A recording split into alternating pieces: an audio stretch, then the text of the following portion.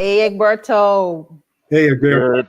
Good morning, my people. How are you doing this morning? We are wonderful. We were waiting for you to come on to talk to us about that Mueller report.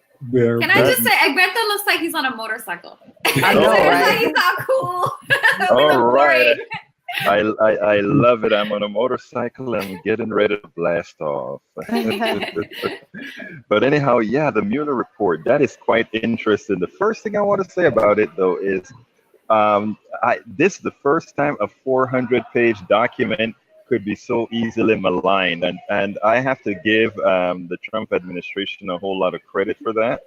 I think they've done a great job in making no matter what happens, turn out to be, well, maybe it's true, maybe it's false, maybe it's the law, maybe it's not. And Mr. Barr, who's going doing the television rounds right now, is doing a perfect job. So I don't know where we're going from here, but I have one idea, and that is that I think I think that the House should quickly, within 3 months, impeach the president and get back to the election. So Egberto, was that you and I that had the conversation about if he was impeached, who would become president?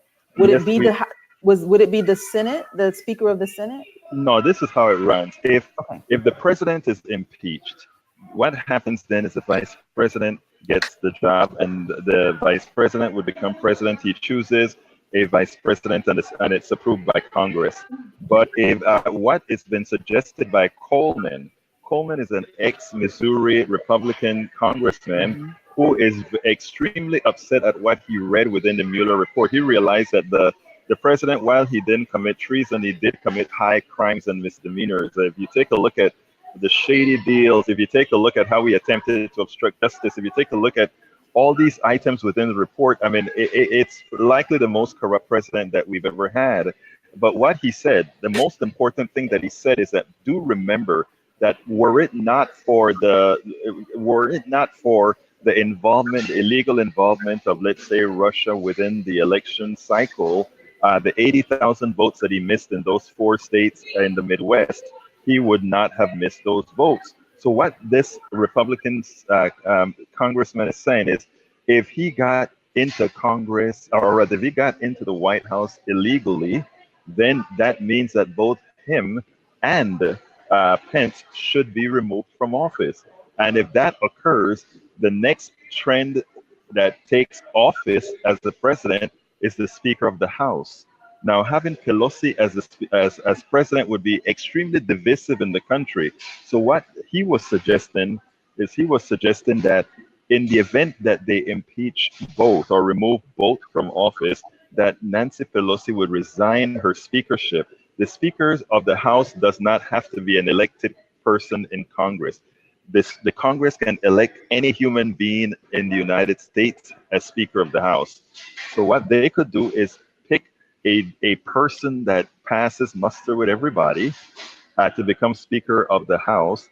That person ascends to the presidency, and then Nancy Pelosi takes back her position as Speaker of the House. They go ahead and pick a vice president. The House and the Congress approves that, or the Senate approves that, and we've cleaned, we've added some antiseptic to the White House. But as far as the Mueller report is concerned, it is. I didn't read the whole thing. I read sections of it, and I can tell you that just based on what I read with Russia, just what I read with obstruction of justice with regards to telling Bannon not to participate, or telling Michael Cohen to lie. All these particular issues make it that they do have a case against them. Whether it's constitutional or not, that the Justice Department can indict the president, I think I agree with them. I agree that it is unconstitutional for the executive to somehow police the executive. But the Constitution has remedies for that, and the remedy for that is Congress, and that is why we're saying, let's go ahead in the next 3 months, in my opinion, impeach immediately. Then go back to the election, let the Senate fight out if they want to have a trial or not, to do their job, which is to get the president out of office. You know why I think they're hesitant to do what Egberto's suggesting? I think that they know that the system is so problematic and that it has been, and that there hasn't been appropriate corrections throughout, that once we open this, it's going to reveal more and more layers that they've all been part of, because they're a large establishment. And really, in terms of what David said, with Trump's entire team and cabinet, they're all complicit. You know what is interesting, Robbie? I wrote an article that's going to be dropping at the Daily Kos on Sunday, and that's the premise of the article. That statement that you just made, there are 3 sentences in that article that pretty much says that. It says, how comes the establishment Democratic Party is what's trying to stop the impeachment process? How comes it is a Republican senator from, I don't remember where he's from, Amush, that decided to say, I mean, he's left. If you wanted a left and right issue, he's more left than 90% of the Democratic Congress. Does that really make any sense? I want to know what Tamara thinks. Well, after David.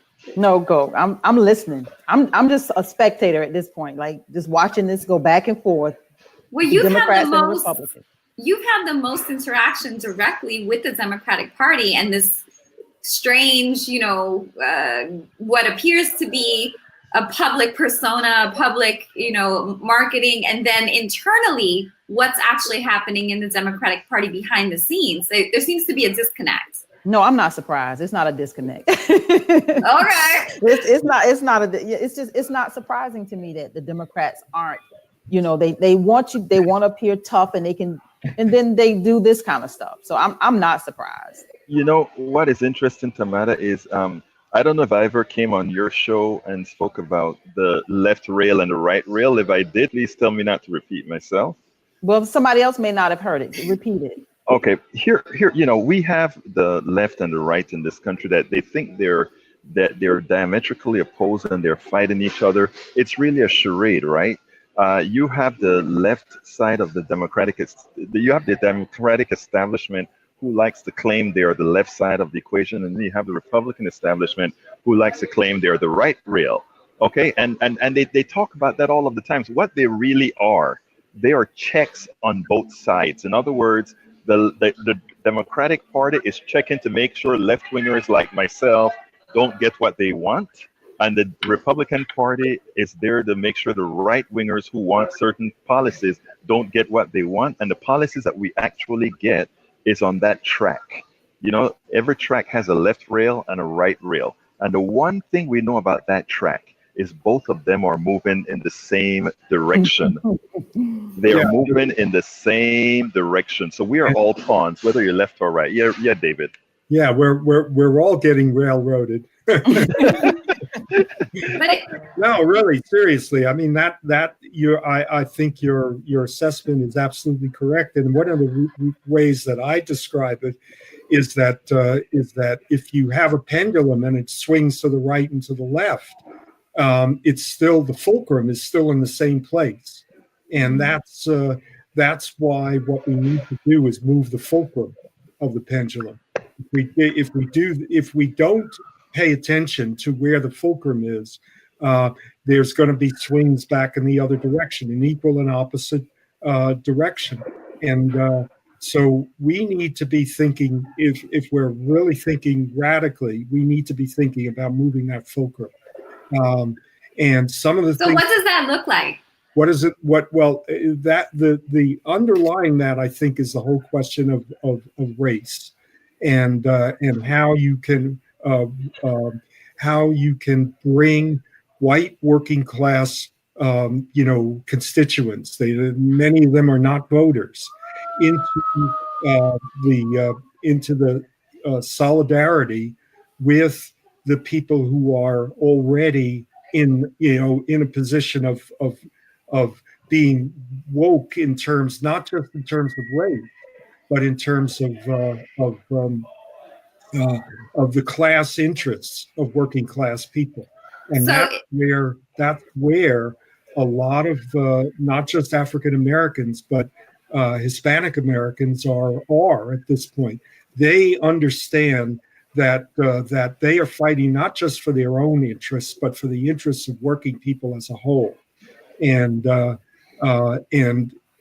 it's the job of people like me to bring that message, like on reparations.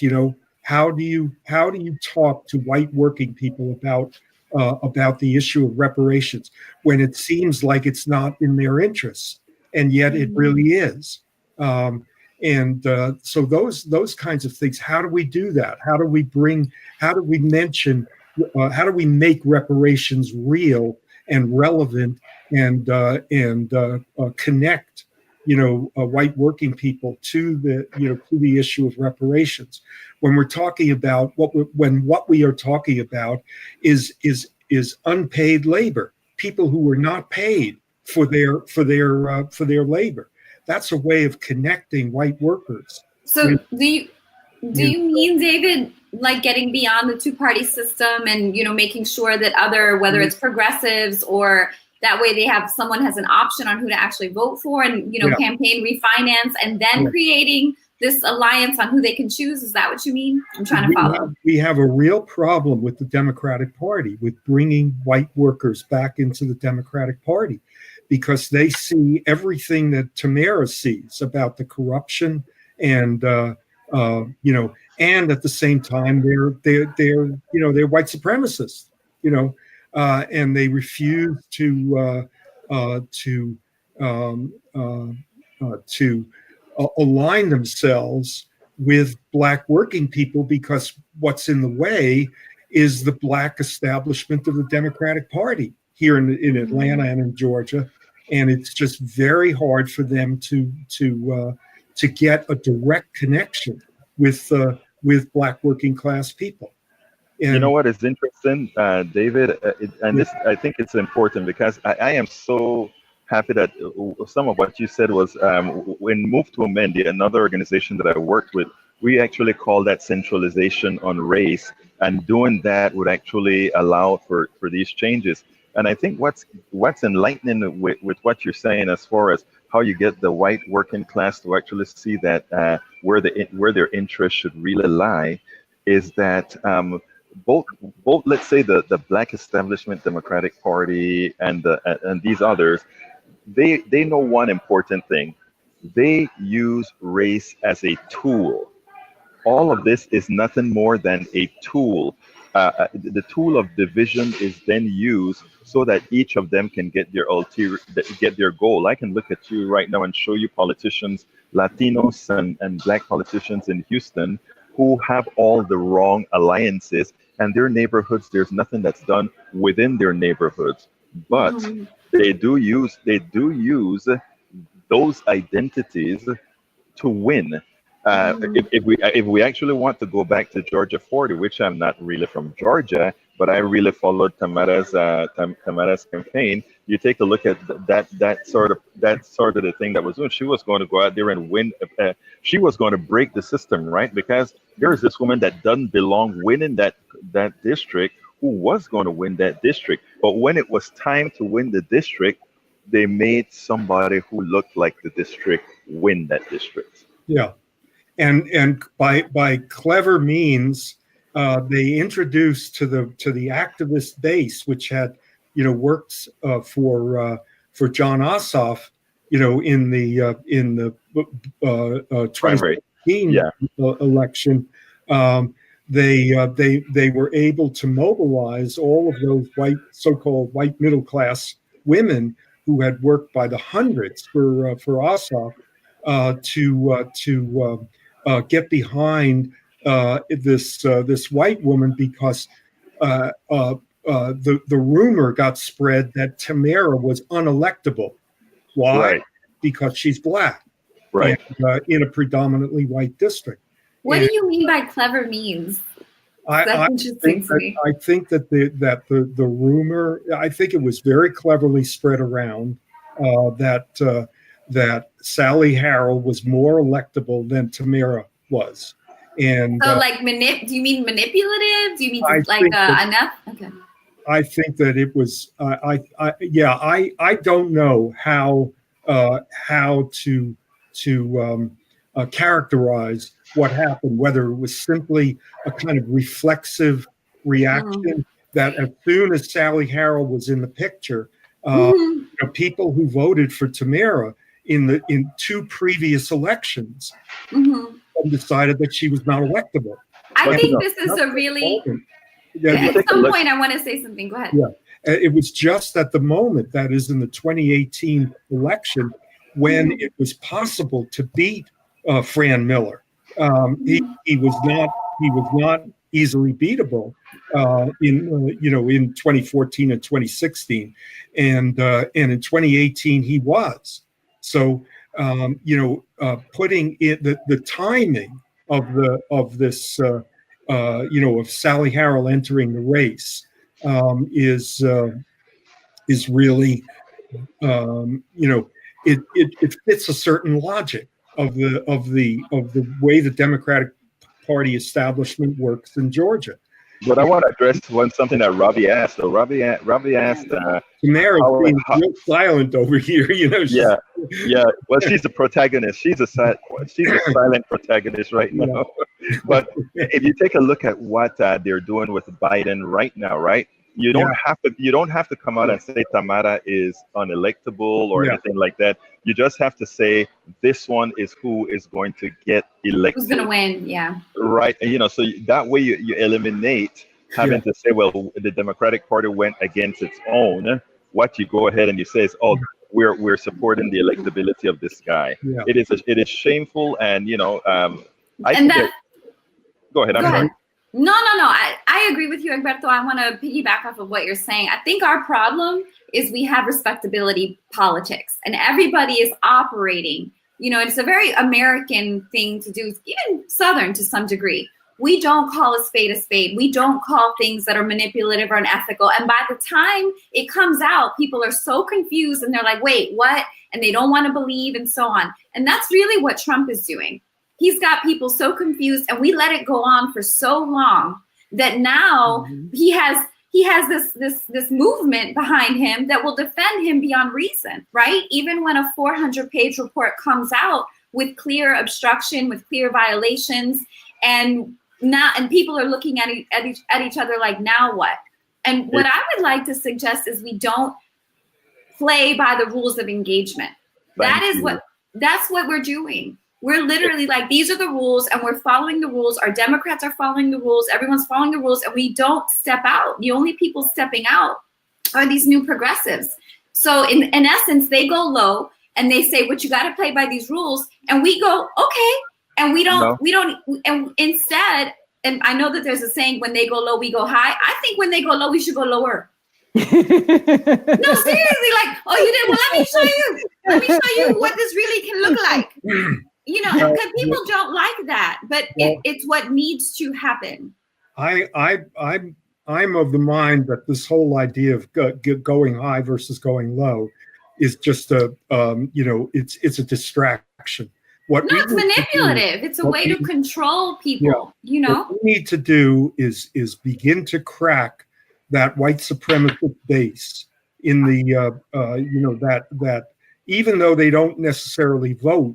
They are the ones who are the mass base behind. But David, even if they did vote, who are they going to vote for? You guys both just said equally that we have two different systems that are really the same, going the same place, right? On the railroad parallel. So who are they going to vote for? Let me tell you what we are doing here, what we're starting to do here in Harris County. And this, when there are a lot of people who wanted to go ahead and say, let's go ahead and break from the party, right? And I'm saying you can go ahead and break from the party. You can start something new, and you can you can easily die, because what happens then is the way the system is rigged. It is rigged bias for these two systems. But there are methods, right? From the precincture level, etc. So what we started to do is we tell people, you go infiltrate that party and you go take over the party. Because what happens is, with everybody have interest in politics, everybody being anti-politics or whatever, it gives progressives a good opportunity to run the ground game and start taking over these parties at the local level. Once you take over these parties at the local level, the parties become you. The Republican Party has become the Tea Party. The Republican Party now has become Trump's party.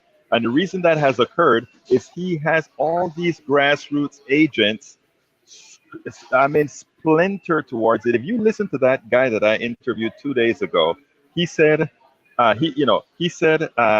me tell you, you can tell us anything about Trump. We already know it. We know he's a crook. We know all these things, but he's our guy. And we like, I have an and that's interview. the scary part, Egberto. Yes. He's our guy. What does that mean? We're with him no matter what? Yes. They're with him no matter what. And this is what the guy said. The guy said, we are tired of all the attacks that he has taken. So what he has successfully done, and this is what I'm talking about, what Barr is doing. If you take a look at what Barr is doing with the Mueller report right now, no matter what happens now, there are going to be 50-something% that's going to believe the report and a solid 44% that's not going to believe it, because the case is being made by the executive itself to mumble the waters. What that really means is, the consensus that Pelosi claims she wants would never occur. And that's why I'm saying, if you really want to show strength and move on, impeach the damn guy and move on. Impeach it, send it to the Senate, and go campaign. And that's all you got to do. We elected a new Democratic Congress to be a backstop to Donald Trump. Yeah. Do something. But they're afraid. Egberto, I can hear it in how you're posing it. You don't come from a fearful, space of scarcity. But they're afraid, because if they enter something and can't pull it off, right? Then who's gonna look, I guess, what's the phrase, mud on the face? Well, here's the kicker. The interesting thing is a Democrat appeared on Morning Joe. And this is what he said. And this is what I said in the article that I wrote as well, right?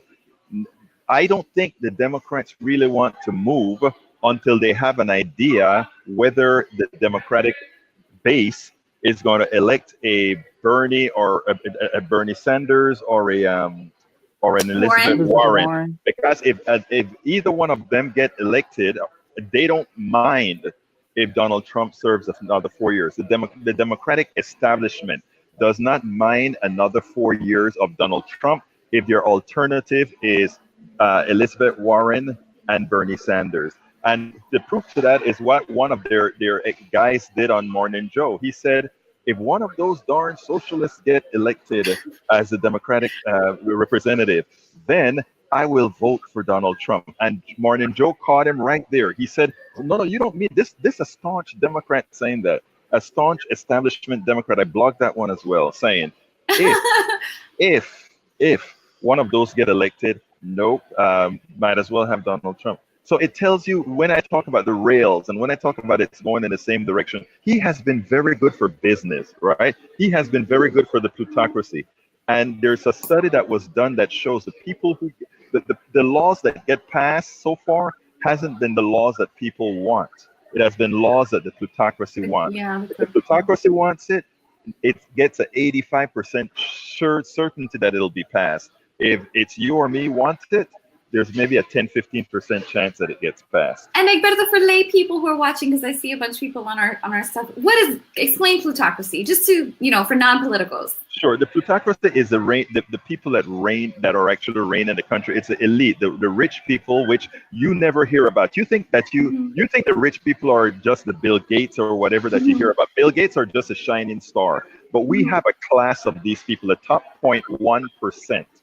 The top 0.1% is the American plutocracy. They own all the money. They own all the politicians. They own all the most stock in all the industries and so forth. We then have the 1% that's there to protect that 0.1%. And then we have the 10% that are the management class and all these other folks that protect those. So we have what I call the guardians of the gate.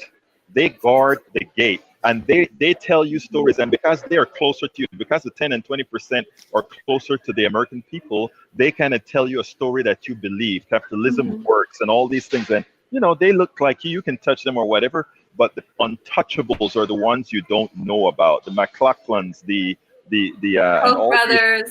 exactly. Okay. You know, these are that's our plutocracy, and they don't ever dare believe that Oprah and Donald Trump won't have dinner when this is all over, because it's not. No, not Oprah. Yes, Oprah too. It's not. Oprah too. I believe that. Let me tell you something, and this is so important when we start talking race and all these issues. This is why David Slavin has the most important job right now, and that is to talk to white people. And what I mean by that is they don't understand that white supremacy is bad for white people, because white supremacy is only for the top 0.1%. That's who it satisfies. And once David can tell that story, we're okay. And that and the one of the people that they interviewed in Justin Amash's district in Grand Rapids, a middle-aged woman, said she had never heard that there was anything wrong that with the Mueller report. She thought that because she watches Fox News that it had exonerated him. And this was I'm so glad you brought that up, David. Yeah. So they control the media too, the Yeah, plutocracy. yeah. Kind of maybe talk about that and why we're even doing the show. Well, that's where the big issues are. Require